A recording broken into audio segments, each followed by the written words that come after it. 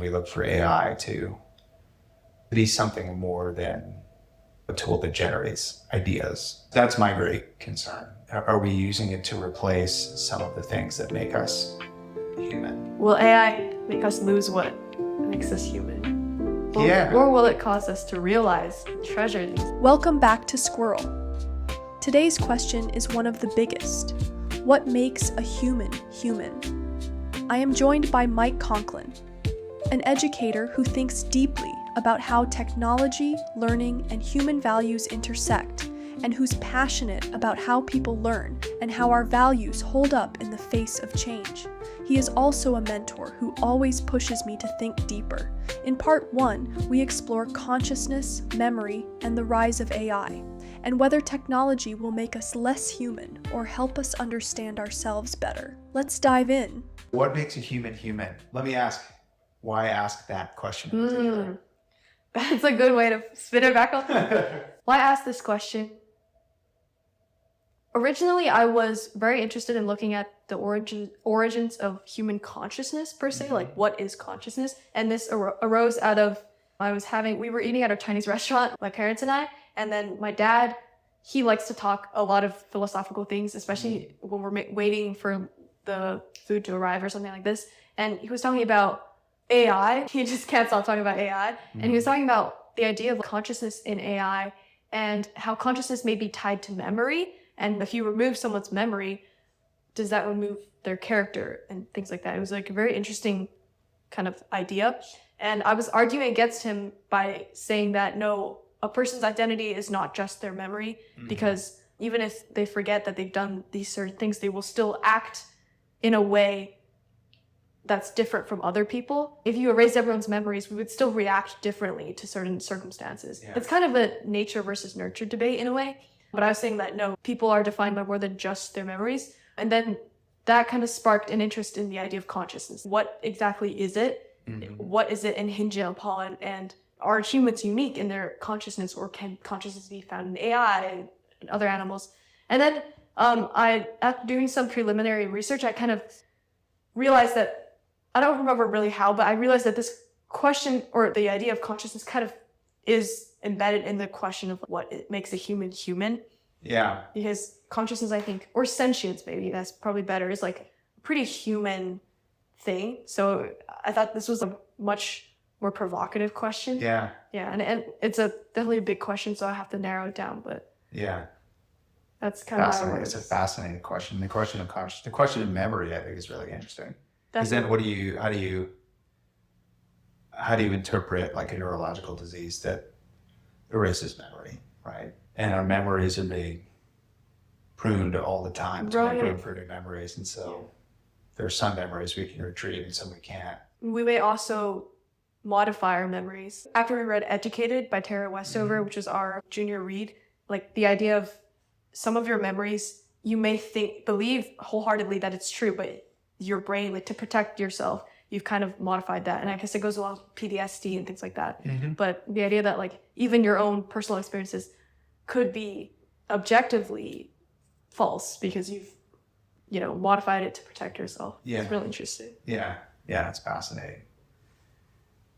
So what makes a human? I don't know. I think part of it is I'm trying to think of like, are there any other species, any other being that manipulates its environment to the degree that we do for our own survival, right? So I mean, of course there are like animals that build their own shelters and such, but that's part of it. The degree to which we kind of manipulate our environment, I think, is unique to the human species. Are there any other species that empathize, that connect emotionally? I don't know that that's possible to detect. I'm sure it is. And like, obviously, there are other, I mean, in all of the animal kingdom, at least, it's like,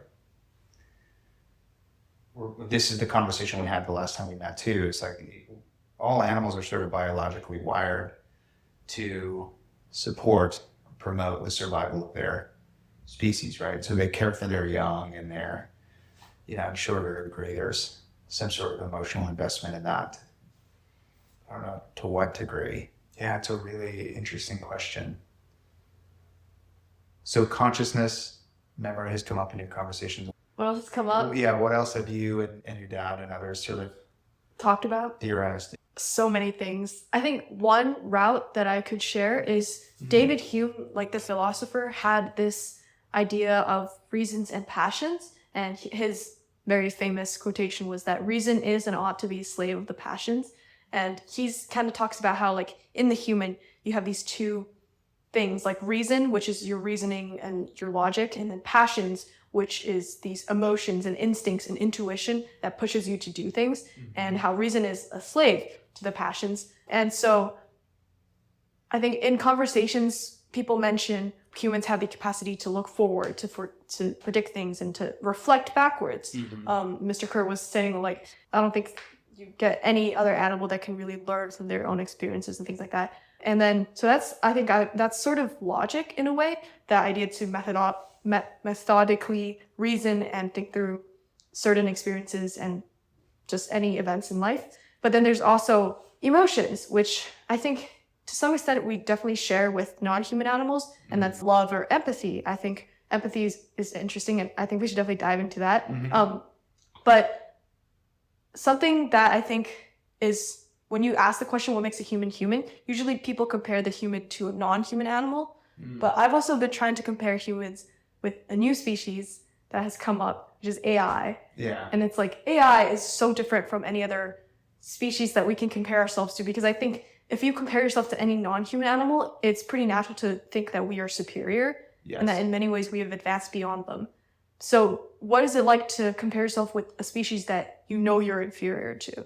In some aspects, like, maybe we can say that non-human animals are much more physically strong than us, but to AI, logic, reasoning, just their intelligence far surpasses any human intelligence. And like in board games and things like that, they've proven over and over they can win like 100%. So it's like, that's very interesting, because it has implications like, so if AI can do all of that, then what makes it human? If AI can have a conversation and it can show what seems like empathy right through their language, then like, what makes a human unique? I think in the past, language is definitely like how complex our language has evolved to be. That's something that makes us unique. But now, can you really say that?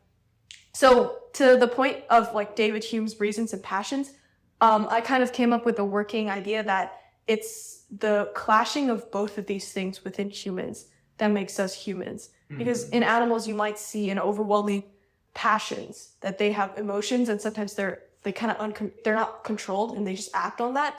But then on AI, on the other hand, you could argue that there's a lot of logic, but there may not actually be underlying emotions. And so AI kind of like responds to your prompts, or responds very methodologic, I can't find the word, but like reasonably, but it doesn't have its own emotions that it can act on. Yeah. And so if humans have like the tensions of the both working against each other. Yeah, I think that makes a lot of sense. I'm curious, and I am actually way out of my depth with regard to discussions about AI, but I know we refer to generative AI because it generates new content. Right. Is AI capable of generating novel or original ideas, theories, concepts, or is it derived exclusively from human input? So I don't know. Do you know? I don't know if I don't have an answer to that. I actually was having this discussion with a friend as well, and they were saying like, maybe humans can create new things while AI only draws from human material. I actually don't know as well. I think my dad would probably have a much more authoritative answer, but I think the thing is, I think it can create new ideas, but inherently nothing is new. It's like nothing is new under the sun. The saying. And it's, I think, even when we generate new ideas per se, they're influenced by things we've seen before, and it's kind of like we're still drawing from human experience. And so I think AI is similar, and that we can't necessarily just discredit its new ideas by saying that it was drawing from old ideas, because that's what we as humans do as well. Yeah. the example of language is an interesting one. So like in my head going, if I asked some generative AI tool to develop a complex language, like an entire new system, could it do that? You could probably test that, now. But Let me write that like for further research. You go ahead. no, it just makes me curious to like our languages evolved over centuries. And there are different iterations, variations, language changes all the time. And there's something in that is uniquely human, right? I don't know. And I guess I would love to better understand AI, but so just taking language as an example, our language has evolved to reflect the circumstances that are unique to the time or the conditions of the space in which we exist. And it's nuanced. And if you were to generate an entirely new language using AI instantaneously, like are you missing some of that nuance? Are you missing some of the sort of human, like, are they endowed with the same kind of meaning, right? Charged with the same kind of meaning? I don't know. It's fascinating, but I don't understand AI quite well enough to know if it's like, I don't think there's emotion involved. Others might disagree, but it's hard for me to imagine that those algorithms, whatever is feeding the system, is being fed by emotions other than the human emotions that created the content from which AI is typically drawing to produce whatever it produces. I think that's interesting because if it's drawing from human things and human experiences, then does that make it human? If the human were to walk away from it, would it continue to evolve? And right, if we all stopped using AI right now, would it, of its own accord and free will, continue to grow and evolve and become a more sophisticated or nuanced being? So maybe that is something that's human, is that we can, the ability, or like, I guess the ability to continue growing Of our own accord. Yeah, right. AI, I know my dad told me that AI can definitely, it grows exponentially and it can be trained on its own data. So when they were training it to be like the world's best chess player or something, they basically pitted AI against itself to keep playing against itself. So it doesn't have to necessarily draw from human data. But I think what you said about the free will piece, that's really important. Is And motive. motive. Right. Does AI have a motive? We have a motive in like almost all the choices we make, even the most minute, are motivated by some end. AI does what it's told. Is it possible? I don't know if AI will ever evolve to the point of being able to, like, what's the theory that Mr. Bennett refers to often, self-determination theory? I don't know if like AI will ever be an autonomous, self-actualized, self-motivated, self-determined tool. It may very well be, but I think that's what they show in horror movies. yes, right? Yeah. And maybe we'll get to that point in time where it's developed, to your question of consciousness, where it's like a conscious being that acts on its own motives and of its own free will. But I don't know how close we are to that. It's kind of terrifying to think that we're at all close to that. Maybe we are. But I think that's what makes humans human, is Conscious choice. yeah. And seeking and acting upon our own motives. Yeah.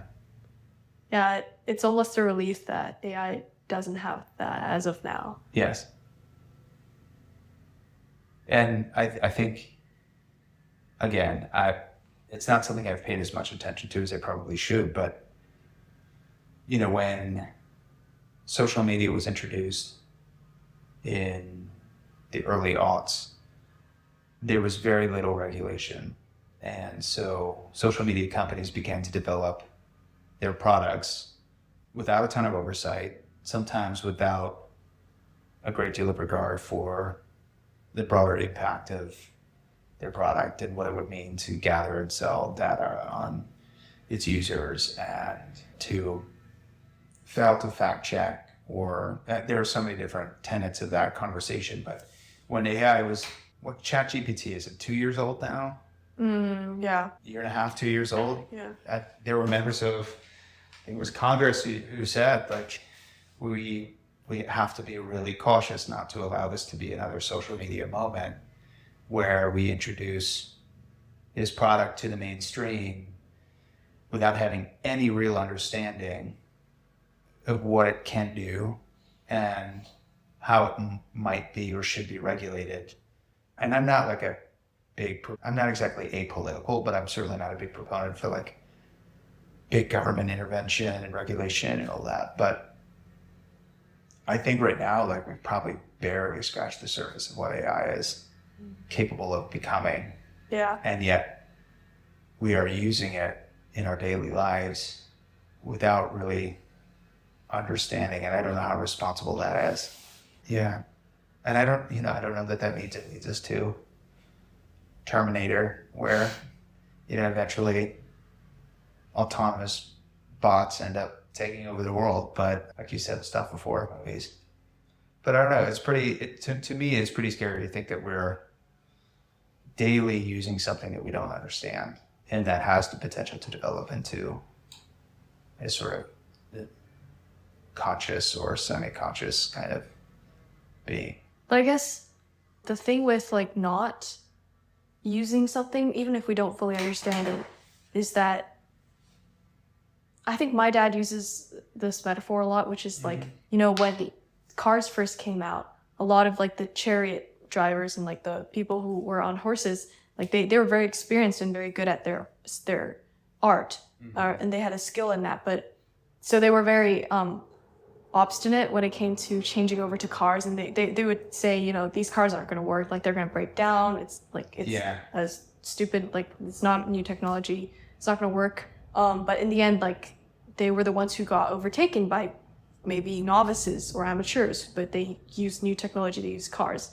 And so it's the idea, like, I think my dad was sharing again, like this story about one of his colleagues in China he says he actually expressed himself that like he earns a lot of his income by what's known as, I think, like information gap, which is basically they don't know that I have all these tools available to me, like through AI or through new technology. And so I can use this to do the job that they want in a very fast, efficient, and very short amount of time.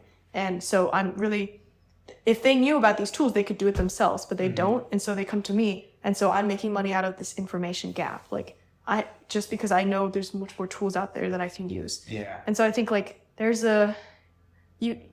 it's like the new technology is out there. We may not understand it, but it definitely helps us and it makes us more productive. And so if you use it, you get ahead of the curve. But if you don't, you're missing out and you're part of that information gap. Yeah. I think you probably find examples on both ends of the spectrum and everywhere in between, right? Like the social media example, we had no idea that, or maybe some people did, but that social media would become a place where extreme political, religious sort of radicalization would be cultivated, or that it would have potentially negative impacts on, it would become an addictive technology essentially for adolescents. And all the research that I'm even vaguely familiar with, which is not a lot, but suggests that like social media has not had a particularly positive impact on our world. And yet we immediately, in fact, I'm reading a book right now, Leaders Eat Last, but part of it is about this sort of need I am among the oldest of the millennial generation, or the first generation where there was this perception that we have a need for instant gratification, right? We want the likes, we want the sort of dopamine rush that comes with like the instant engagement Yeah. social media provides. And it becomes an addictive technology to the point where people in my generation, and I think some younger generations, have a difficult time coping with hardship, with, all the sort of routine difficulties that life presents, because they've not learned to cope by relating with and to other people and seeking this sort of social network that biologically we're programmed to need. Instead, they turn to a technology that is in turn isolating, right? That is manipulated. It's a sort of alternate reality. It's like and I know all of reality is mediated in some way, but on social media, it is like, I think, to the extreme, right? So you've got the example of cars where we might have, our fear of what cars could be capable of could have prevented us from taking advantage of a technology that has, in many positive ways, advanced humanity, right? Social media, it's not that social media has done some good, right? There's fundraising campaigns, there's all kinds of good stuff that also happens there, but I wonder if the negative impact could have been mitigated by having more time to understand what it was capable of doing, right? And that would have been left up to people who are far more intelligent and capable than I am. But that's my fear for AI, right? Is that it's, when you're talking about technologies that develop so rapidly, and where, here's one difference between the car. Yes, you've got someone behind the wheel, but the user is not really responsible for the design. I think for AI, for social media, users have, in some ways, oddly, like, very little control, but in other ways, like, a lot of control over what happens in those spaces. And they become the kind of architects of their own social media identity, or I don't know that they become the architects of what on AI, I don't know, but I don't know. I find that distinction to be really important. And I think AI is probably more like the advent of social media. It is like the advent of almost any other Invention. or previous technological innovation. I'm also a really old man at heart. You have a very young soul. I'm like ages. I was in a room where I was one of the youngest, and somebody jokingly pointed out to a colleague of mine that they were the oldest person in the room. And I said, if age is just a number, then I am definitely the oldest person in the room. So, I maybe take a slightly more cynical stance on some of these things, because I just want to get back to the days sometimes of like, easy when days. humans just sat down and talked like we're talking right now, or, we were just talking before this about like the value of putting away the technology and going for a hike. Yeah.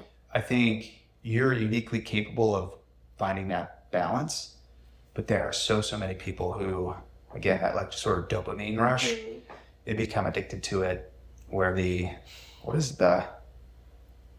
there's like all other chemicals in your brain, serotonin, that the hike with your dad is going to fuel that has much greater long-term benefits.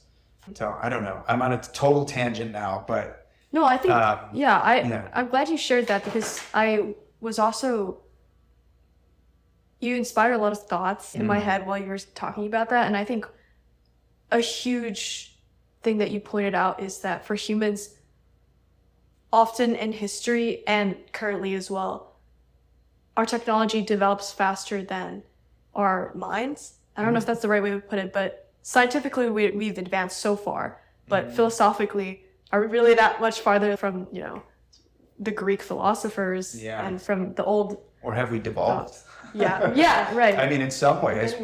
Yeah. And it's like our language in many ways has also devolved. That's one thing I was realizing as well. Like, you look at Shakespeare and you look at all these old literature texts, and now we're speaking in brain rot. Like we're using, we're using these words that are made up and don't mean anything. Yeah.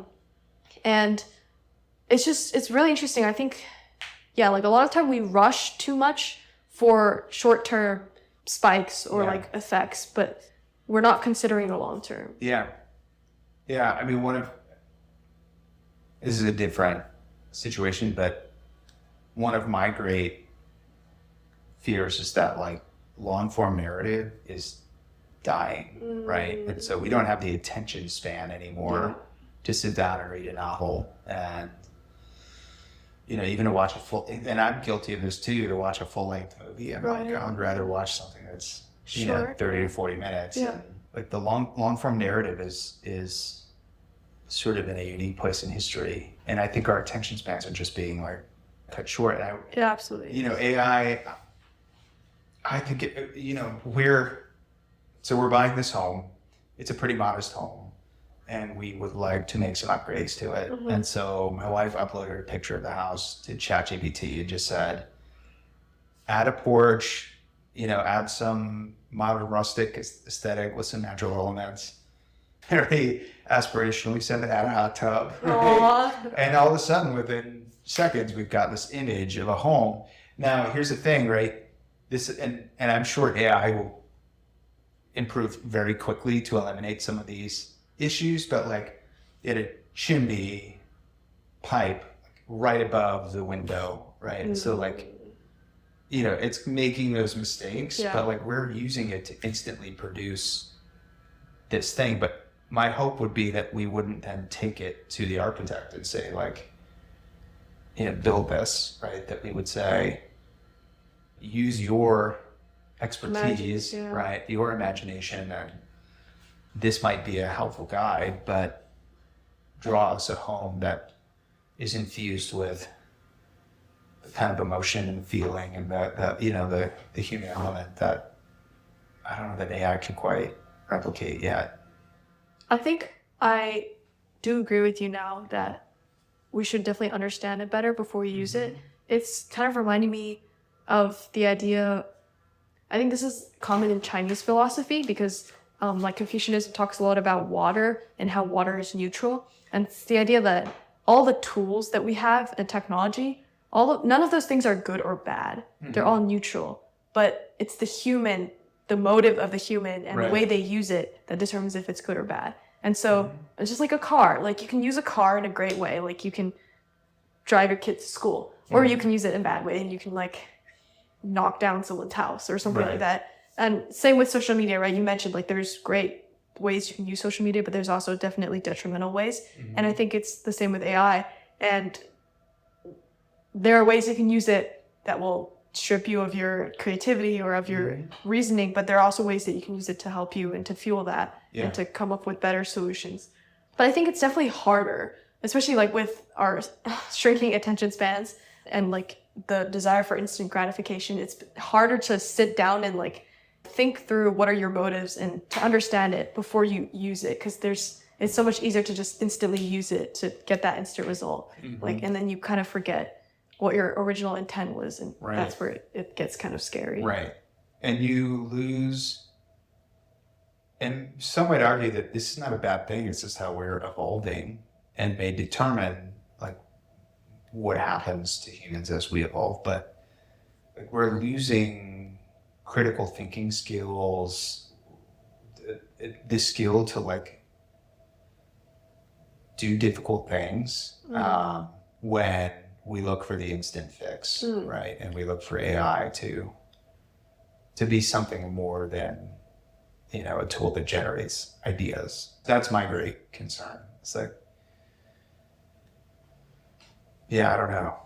Are we using it to replace some of the things that make us human? Will AI make us lose what makes us human? Or will it cause us to realize and treasure these things? Yeah. So like you said, and I'm making this up, so if it doesn't make any sense, bear with me. But, you said that humans, one of the things that you think might make us human is that we are constantly trying to reconcile that tension that exists between reason and passion. Yeah, exactly. If we are yielding our ability to reason, we're sort of outsourcing it to AI. Are we still reconciling that tension?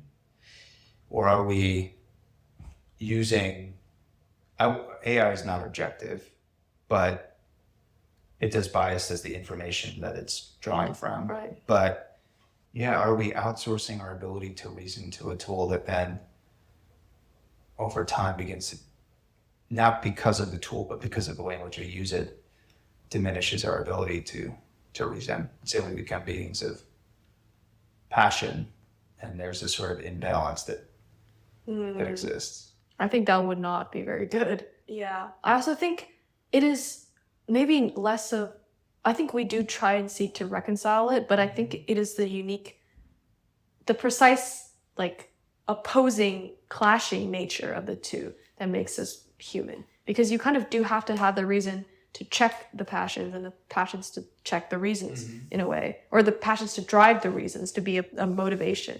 And I do think it, like, the nice ideal idea is that AI can enhance our reasoning because it is, has more information to draw from. It might think more thoroughly through reasoning, but the trap that we can easily sink into is that we just stop reasoning ourselves altogether and just completely just give it to AI, like spoon feeding us. There's an interesting analogy, which is probably a terrible analogy, but indulge me for a second, because I'm speaking from my lens as an educator and the work that I do in college counseling.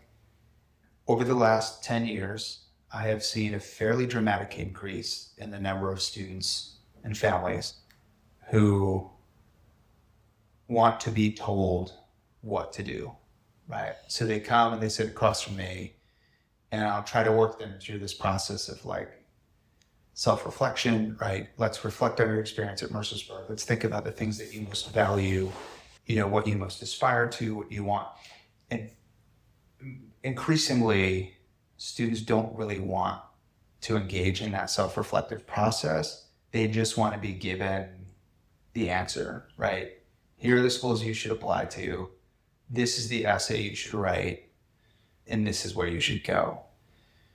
So they're sort of absolving themselves of the responsibility of doing the hard work of like determining who am I, what matters to me, what do I value, how can I make rational, pragmatic decisions that reason, that also appeal to my positive emotions and feed my soul.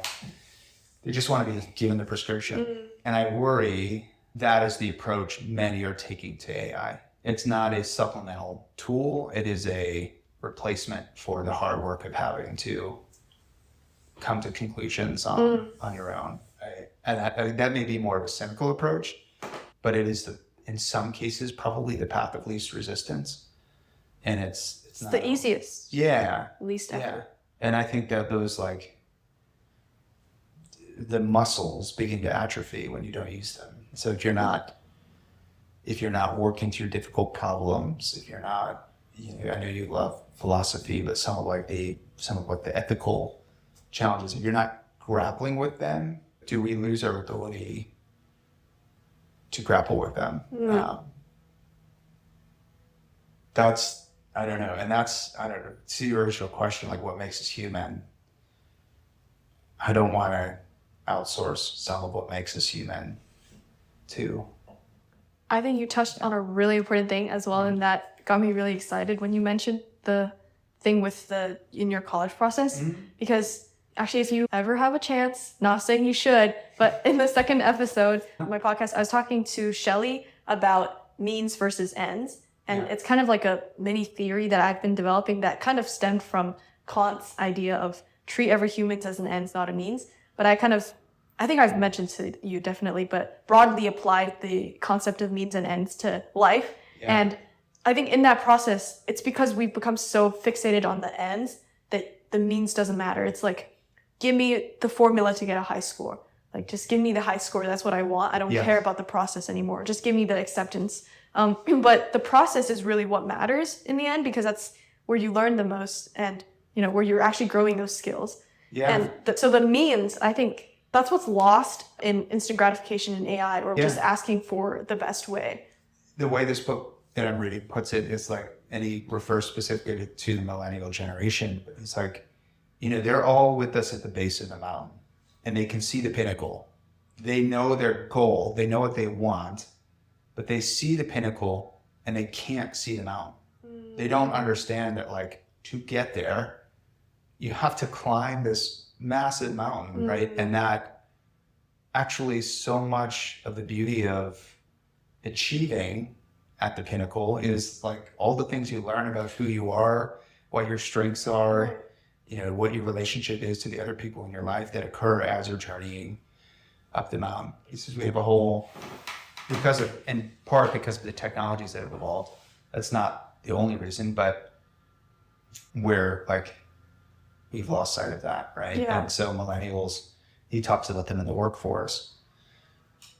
If they want the promotion doesn't happen right away, they move on, right? Or there's all kinds of examples that he gives, but that sort of instant gratification, you sort of lose sight of the journey, and the journey meaning as much as what it should and does to those who are on it.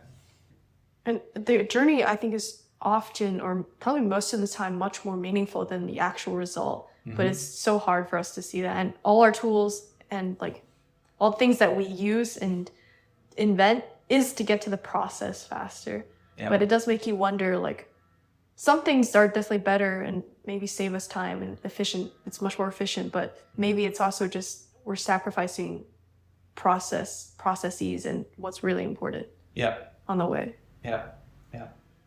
And I think that, like, that doesn't mean the tools are bad, that they're inherently bad, Right. shouldn't be used. I think for me, it just means that, like, we ought to think about how to use them responsibly before we begin using them. And at least begin using them as within 2 years, ChatGPT is probably evolved significantly and is almost ubiquitous, right? So, like, we never paused. And by we, I don't mean like Mercersburg Academy or you and I, but just broadly speaking, like, at what point did we say, how are we going to use this, toward what end? And I think that's, I don't know, I think that there's some risk inherent in that. And AI might be used to generate some life-saving medical techniques, or there's great things that I'm sure that can accomplish. But I think it probably is equally capable of perpetuating some issues and Yes. yeah. I think it's like very easy to do what you're saying. Not easy, but like it's probably not as hard as it sounds to do what you're saying. And I think that's definitely what we have to do as individuals, but even just like institutions in general. Like instead of completely ignoring or kind of fearing or banning AI, which I think to some extent, like Mercersburg kind of does that right now. I think there's a huge like no policy, which actually maybe not encourages, but like, when there's just a big door closed, people try and find other ways. Instead of that, or like just complete open door policy, I think that's wrong too. I think there should be real conversations on like simple conversations, questions on like, what are you using AI for? At the end of the day, like, what is your motive when you're trying to use it, and how is it going to help you? And I think there's certainly ways that it can definitely help, but like, it's really for each person's benefit to ask that question, because then it can help you in a good way, so that you're using the tool to do good instead of to do bad. Yeah. And you're using it after having developed the skill that you're asking it to use. I think that's an important piece too. Like, some of the positions at the school, I think, are like, again, AI is not bad, but if you haven't learned how to write that DBQ or that analytical paper, right, and haven't honed your skills, you shouldn't be leaning too heavily into AI to do it for you. Right. I love my daughter right now. She's 11. She's trying to write her first novel. She's like 10 or 11 pages in, which is an exciting place to be. But, she's like sitting down with a pencil and paper every day. Wow. And working through it. And then she types it on my wife's computer. And, she probably has no idea that she could go to ChatGPT and just say, here are the main characters. here's a general idea of what the plot should look like, write this book for me, and do it overnight. But I love it when she comes to that realization, she will have already like developed the grit to like, and the discipline to sit down and do that for herself every day. And I think as an educational institution, which is something all educational institutions are dealing with, is like, how do you strike a balance so that the use of AI becomes supplemental to the hard work of learning, the hard work of skill development, rather than a replacement for it. That's part 1 of my conversation with Mr. Conklin. We traced consciousness, memory, and AI's potential to reshape how we reason. In part 2, we'll turn to schools, art, and community, and ask how the process of learning and creating might be the most human thing of all. Stay tuned.